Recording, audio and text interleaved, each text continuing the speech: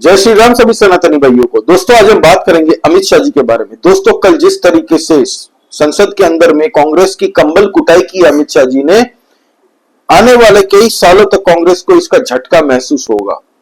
दोस्तों हुआ यह है कि कॉन्स्टिट्यूशन पे चर्चा होनी थी और बीजेपी की तरफ से मोर्चा संभाले खुद अमित शाह जी थे।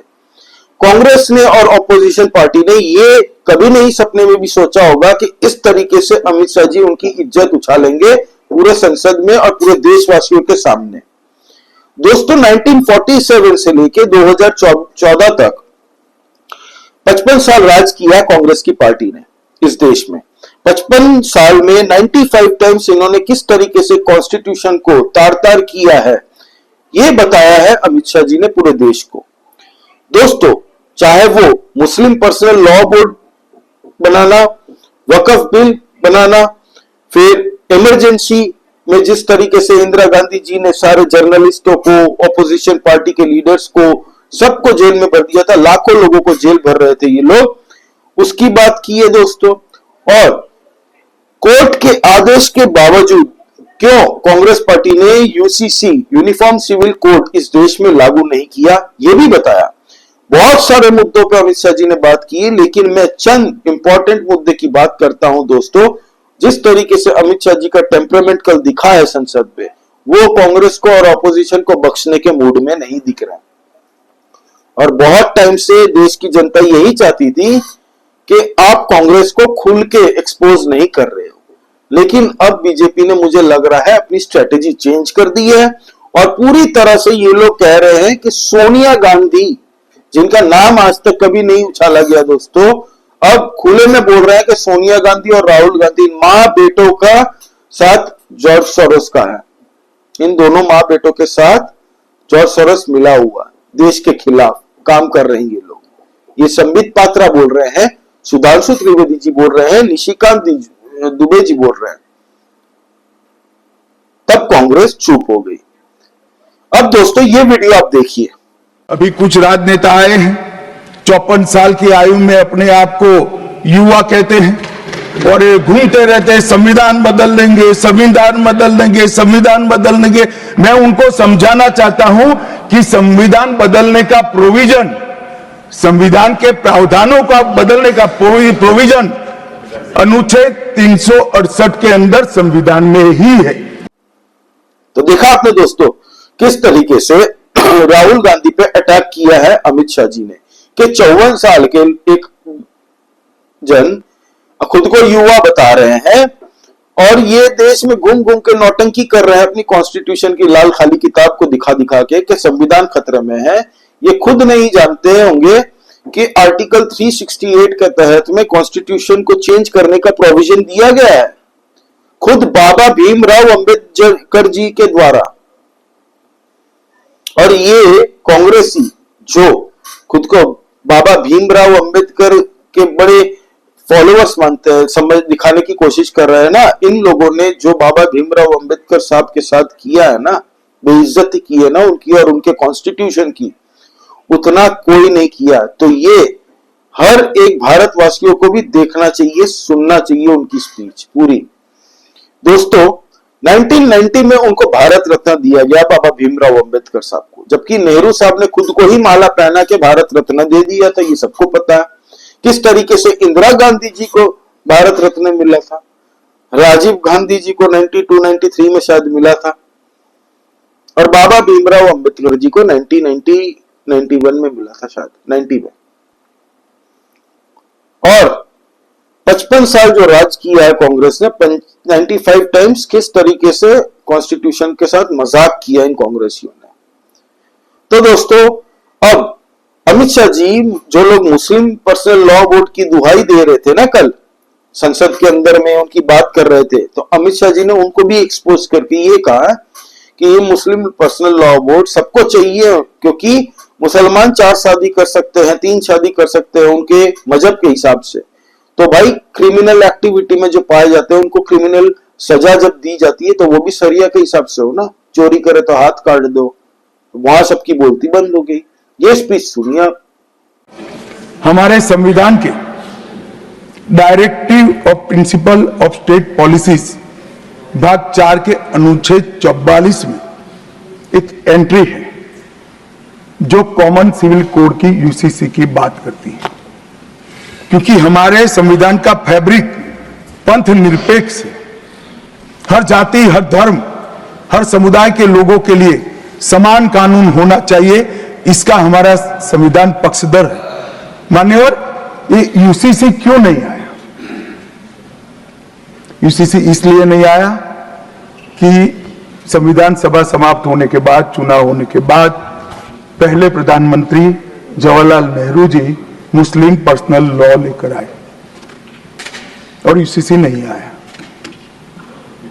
मैं आज कांग्रेस पार्टी को इस सदन में सार्थ पूछना चाहता हूं, क्या पंथ निरपेक्ष राष्ट्र के अंदर सभी धर्मों के लिए एक कानून होना चाहिए या नहीं होना चाहिए? इसकी कांग्रेस पार्टी स्पष्टता करे। क्या आप मुस्लिम पर्सनल लॉ का समर्थन करते हैं? और मान्यवर, इससे बड़ा छलावा नहीं हो सकता। मान्यवर, इससे बड़ा छलावा नहीं हो सकता। इन्होंने हिंदू कोड बिल भी ला दिया। हिंदू कोड बिल उठाकर देख लिए। हम तो नहीं चाहते कि हिंदू न्याय शास्त्र के आधार पर इस देश का कानून बने। अभी के जीवन के मूल्यों के आधार पर कानून बनना चाहिए, मगर हिंदू कोड बिल में एक भी पुरानी हिंदू न्याय व्यवस्था का कोई नामो निशान नहीं है। हिंदुओं को बुरा न लगे इसलिए मुस्लिम पर्सनल लॉ दिया, तो सामान्य कानून को हिंदू कोड बिल बना दिया। मान्यवर, चलो मैं तो कहता हूं कि खड़गे जी और जयराम जी कह रहे हैं कि भाई पर्सनल लॉ का अधिकार मिले तो हमें आपत्ति नहीं है, तो फिर पूरा सरिया लागू करिए। क्रिमिनल में क्यों सरिया निकाल दिए? बताओ भाई, क्या चोरी करे इसके हाथ काट दोगे? कोई इससे जगद्य महिला के साथ अपराध करे तो पत्थर मारकर मार दोगे? देशद्रोही को रोड पर सूली चढ़ाओगे? तो विवाह के लिए, निकाह के लिए पर्सनल लॉ, वारिस के लिए पर्सनल लॉ और क्रिमिनल सरिया क्यों नहीं भाई? अगर उनको देना ही है तो पूरा ही दे देते, पूरा दे देते। मान्यवर, ये इन्होंने तुष्टीकरण की शुरुआत वहीं से करी है। मुस्लिम पर्सनल लॉ इस देश में संविधान आने के बाद तुष्टीकरण की शुरुआत। आर्टिकल 14 और 15 का ये भंग है। अंबेडकर जी, लोहिया जी, के.एम. मुंशी, एच.वी. कामत, ये सब ने इसका विरोध किया है। तो सुना आपने दोस्तों, किस तरीके से तार तार कर रहे हैं कांग्रेस और अपोजिशन की हिपोक्रेसी को अमित शाह जी। और कांग्रेस का एक पुराना एजेंडा है दोस्तों, लोकसभा 2024 से हम लोग देख रहे हैं, ये लोग जो दुहाई दे रहे थे ना, कॉन्स्टिट्यूशन खतरे में है, कॉन्स्टिट्यूशन खतरे में है, हम सदन में चर्चा चाहते हैं, अब पछता रहे वो लोग। अब अमित शाह जी ने उसको एक्सपोज कर दिया, बेनकाब कर दिया पूरी तरीके से। अब दोस्तों, यूसीसी पे भी अमित शाह जी बोले हैं कि यूनिफॉर्म सिविल कोड लाने के लिए सुप्रीम कोर्ट ने कितनी बार कहा है। खुद बाबा भीमराव अंबेडकर साहब ने नेहरू जी से भी ये बात की थी कि यूसीसी तुरंत लागू हो देश में, जब आजादी हुई थी उसके बाद से। ये लोग नहीं ला रहे थे, क्यों? मुसलमानों को खुश करना था। वक्फ बिल लेके आ गए, मुस्लिम पर्सनल लॉ बोर्ड बनाने का ऐलान कर दिया नेहरू जी और इनकी कांग्रेसियों ने, तो यूसीसी नहीं लाया। तो इसके बारे में अमित शाह जी ने भी कहा, आप सुनिए ये बात। 1973 से 16 तक 11 बार देश की सुप्रीम कोर्ट ने यूसीसी लाने का आग्रह देश की और राज्य की सरकारों ने किया है। आप नहीं ला सकते, तुष्टीकरण से ऊपर नहीं उठते। बैठिए, मैं बताता हूं। मान्यवर, हमने ही उत्तराखंड में भारतीय जनता पार्टी की सरकार ने यूसीसी लाया। हमारा काम करने का तरीका, मैं आपके माध्यम से दिग्विजय सिंह को कह रहा हूं, वो कहते हैं कौन रोकता है, हम खुद रोकते हैं। कारण बताऊं मैं, सुनने का धैर्य चाहिए, क्योंकि हमारा तरीका है कि लोकतांत्रिक तरीके से काम किया जाए। समाज के जीवन में इतना बड़ा सामाजिक बदलाव करने वाले कानून को उत्तराखंड सरकार ने मॉडल कानून के रूप में पारित किया है। इसकी न्यायिक मीमांसा होगी, इस पर सामाजिक चर्चा होगी, धर्म के विद्वान चर्चा करेंगे, कुछ सजेशन आएंगे तो इसको स्वीकारेंगे और बाद में भारतीय जनता पार्टी की सरकार हर राज्य में कॉमन सिविल कोड लेकर आएगी। आज तक नहीं मिला, वो भी कांग्रेस पार्टी के तुष्टीकरण की नीति थी। तो यूसीसी के बारे में अमित शाह जी ने यही कहा कि उत्तराखंड अभी मॉडल चल रहा है यूसीसी का, पूरी तरीके से ये लागू होने के बाद हम लोग थोड़ा चर्चा करेंगे और उसमें थोड़ा बहुत चेंजेस जो करने होंगे करके हम लोग सारे बीजेपी राज्यों में इसको लागू करेंगे। किसी के माई के लाल में दम हो तो रोक के दिखाया, कोई माई के लाल में चुप हो गए सब। फिर अमित शाह जी ने एक एक्सपोज किया दोस्तों, इंडिया टुडे का अभी 3-4 दिन पहले उनके एक इंटरव्यू हुआ दोस्तों, राहुल कंवल इंटरव्यू ले रहे थे, तब अमित शाह जी ये बोल गए कि कौन राहुल, मतलब ये लोग कहां जाके विदेश में किससे मिल रहे हैं हमें सब पता है, हम बस बोलते नहीं है, इसका मतलब ये नहीं है कि हमें नहीं पता। तो राहुल कंवल ने पूछा अमित शाह जी से कि बताइए कि किससे मिलने जाते हैं। तब अमित शाह जी ने कहा मैं पर्सनल अटैक नहीं करना चाहता, पर्सनल अटैक नहीं करना चाहता, पर्सनल टीका टिप्पणी नहीं करना चाहता मैं, आप लेकिन ये जनता से पूछ लीजिए, यहाँ पे जितने भी ऑडियंस है सबको पता है मैं क्या कहना चाह रहा हूं। तब राहुल कंवल ने ऑडियंस की तरफ देखा तो ऑडियंस सब खुश हो रहे थे, हंस रहे थे, ठहाके लगा रहे थे। तो एक ऑडियंस ने हाथ उठाया उस भीड़ के बीच में से, ऑडियंस में से। तब अमित शाह जी ने माइक वाले को कहा, माइक वाले भैया जाकर उनको माइक दो और उनसे पूछो कि मैं क्या बात कर रहा हूँ, वो आपको शायद बता देंगे, उनको भी पता मैं क्या बोलना चाह रहा हूँ। जब माइक लेके वो पहुंचा तो उस बंदे ने बताया कि हाँ फॉरेन में भी एक मिसेज है, बस इतना ही कहा, फॉरेन में भी एक मिसेज है। ये जो बंदा बैठा था ना, मुझे लगता है वो खुद अमित शाह जी ने बैठाया होगा, उनके ही लोग होंगे, लेकिन ये मैसेज दिया है कांग्रेस को और राहुल गांधी को कि बेटा उड़ो मत ज्यादा, तुम जाके अपनी फैमिली से मिलते हो ना, अपनी वाइफ है, बच्चे है या नहीं है, तुम जिससे भी मिलते हो, चाहे जॉर्ज सोरोस के लोगों से मिल रहे हो, सब बात ये हमें सब पता है, तो ज्यादा उछलो मत। ये खाली मैसेज देना था एक, इसीलिए ऑडियंस से पूछवाया और ऑडियंस में से वो बंदा भी वही पर्टिकुलरली बात कहा, हाँ फॉरेन में एक मिसेज है।